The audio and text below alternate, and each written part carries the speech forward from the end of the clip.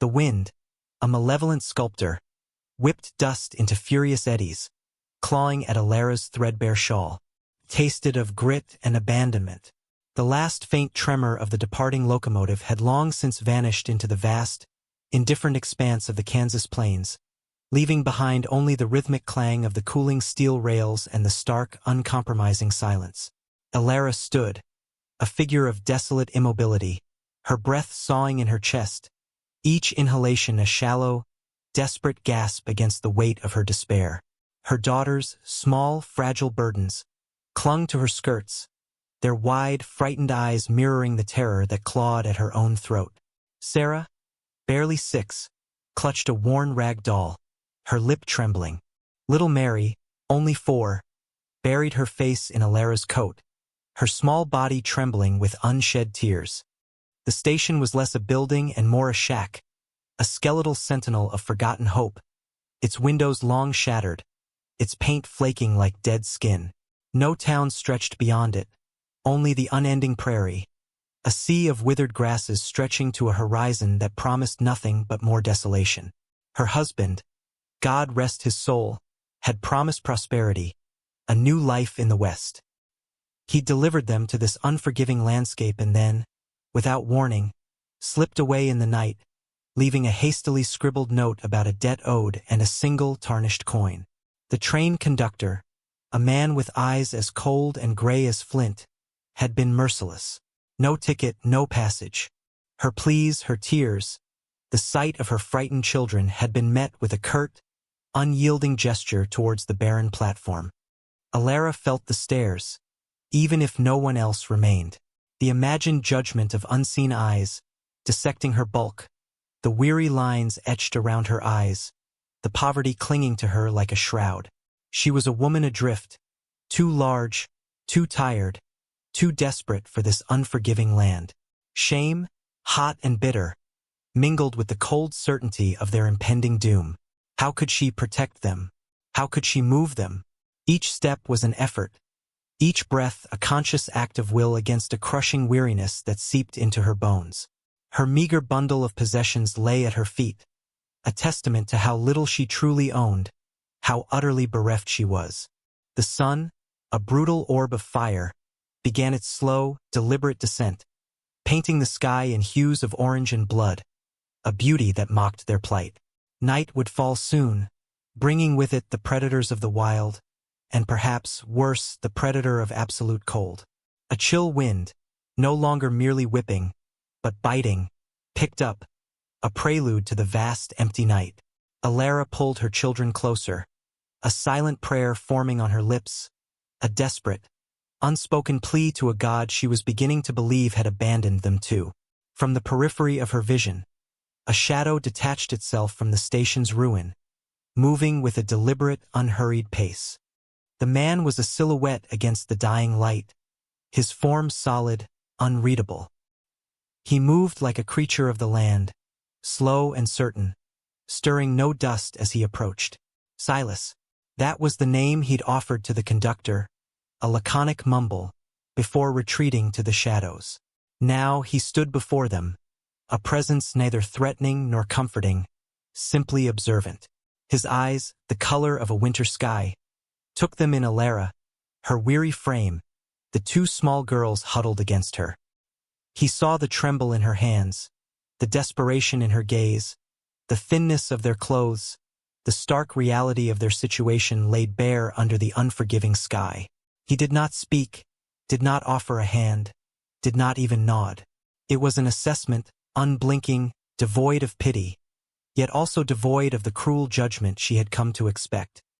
"You've been left," he stated, his voice a gravelly murmur, as dry as the land itself. Not a question, merely a statement of fact. Alara swallowed, her throat parched. "We have no place to go." Her voice was hoarse, thick with unshed tears. She tried to sound strong, for the girls, but the tremor was undeniable. He looked to the west, then back at her. "Night's coming. The coyotes will be out." His gaze lingered on the youngest child, Mary, whose head still burrowed into Alara's side. A cold dread, sharp as a hunter's knife, pierced through Alara's exhaustion. She tightened her grip on her daughters. She knew of the wildness of this land, heard whispers of its dangers. Her husband's promises of tame, civilized towns felt like a cruel jest. Silas knelt, not to them, but beside their small bundle.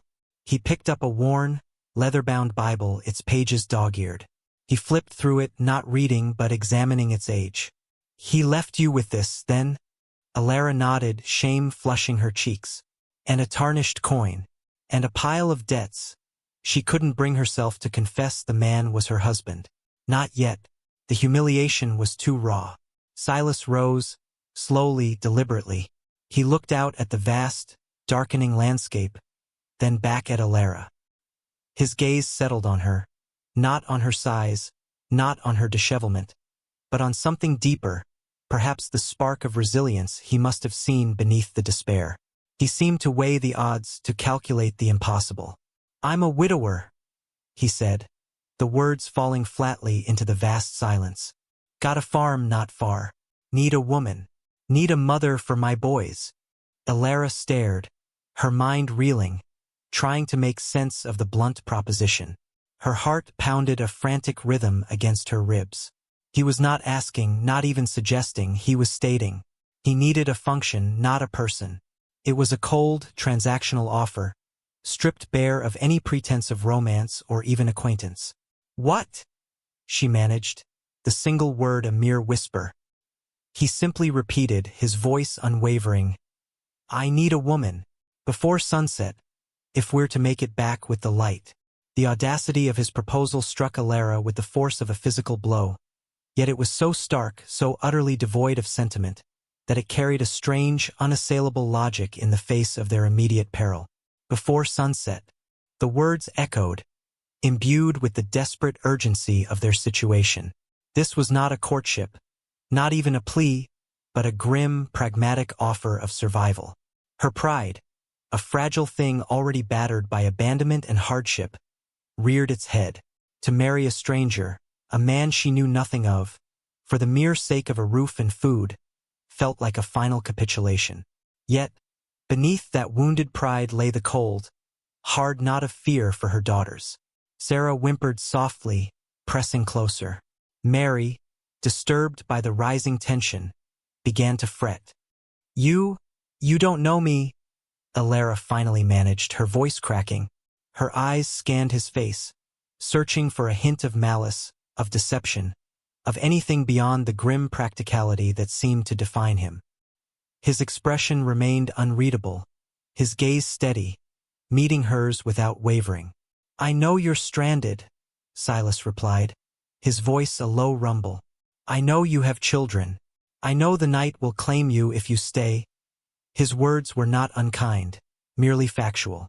"I'm not asking for affection. I'm offering a home, a name, protection." He paused, then added, "My farm is 2 days' walk. A buggy is waiting beyond the ridge. But we must leave now." Alara's mind raced, a dizzying whirlwind of calculations. Her body was weary, but her will, though strained, was not broken.